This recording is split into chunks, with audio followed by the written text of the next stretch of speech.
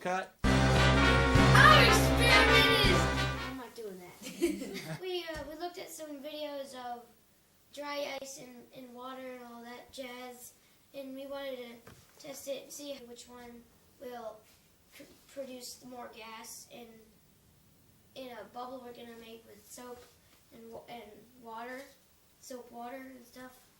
And our hypothesis is that if we put the dry ice in boiling water, then it will produce a bigger gas bubble, and it would make it faster than in cold water.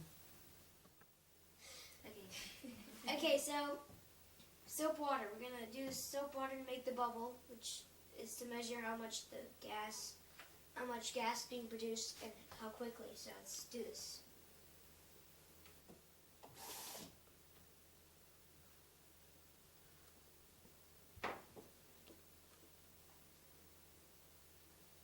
Okay, let's go here. We have to handle dry ice with gloves because it will burn you if you touch it with your skin. So I'll show you.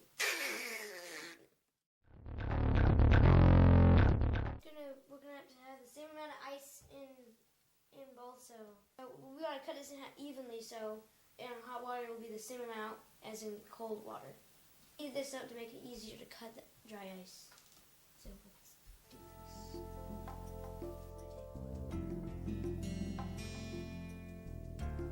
Make sure it's even.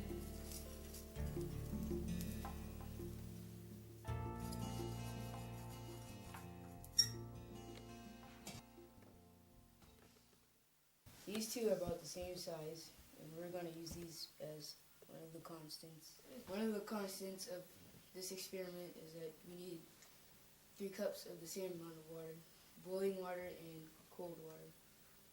I'm going to put 3 cups of water in this pan to boil it. That's 3 cups. So we're going to take this and start boiling it.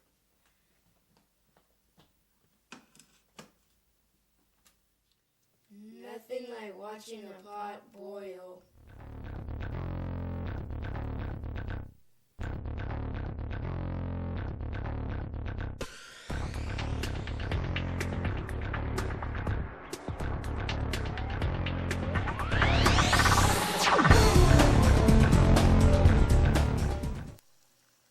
Wow, that was fast. Pouring it 3 cups of boiling water in here. So our second part of our experiment is we're going to drop this into here, boiling water, and we're just going to start. No, we're not going to start it. I'm going to start the bubble, which I'm going to show you. And when the bubble is totally formed, he's going to start and then stop it when it pops. And then I'm going to also measure it with this, see how high it goes in the hot boiling water. Let's start. Also, this is what is it doing?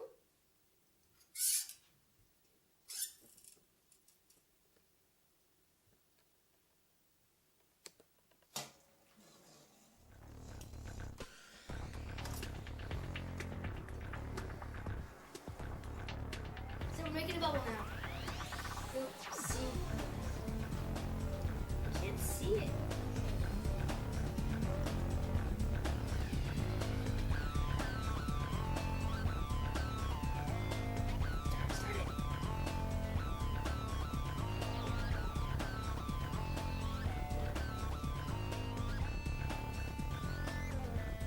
And now it's 7 inches. Ah!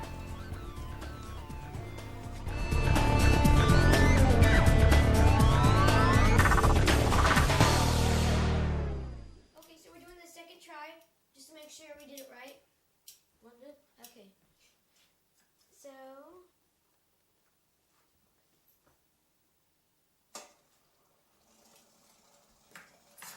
Guys, get ready. Timer, dude. This one. Okay, ready? Done, start. 10 seconds so far. What's the time so far? It's So far, it's 2 minutes and 20 seconds. The final time with boiling water was 3 minutes and 35 seconds. And now we're going to start doing the cold water. We're getting ice! We're getting them. That's 9. So we have 9 ice cubes here. We're going to displace it. We have 1 cup. We're going to see how much ice cube it takes to get 2 cups. 4,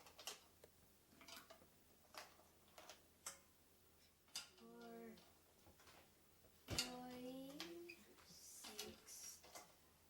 7, 8, 9. That's 11. No. God, get one more.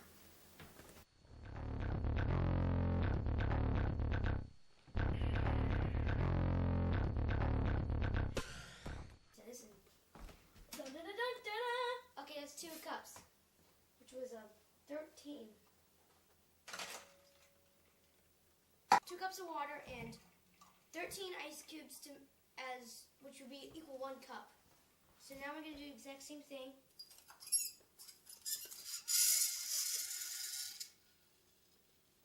Okay, let's do this now. We need to put more in here. So we're adding a little bit because it's not producing nearly enough what we need. Let's put 1 in.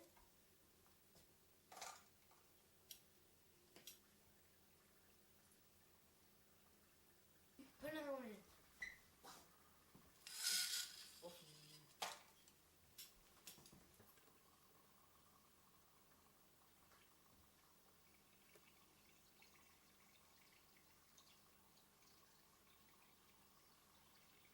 Start it.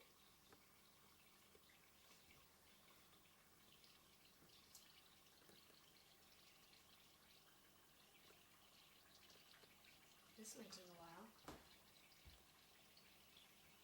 I guess it's not doing it because it's not producing enough.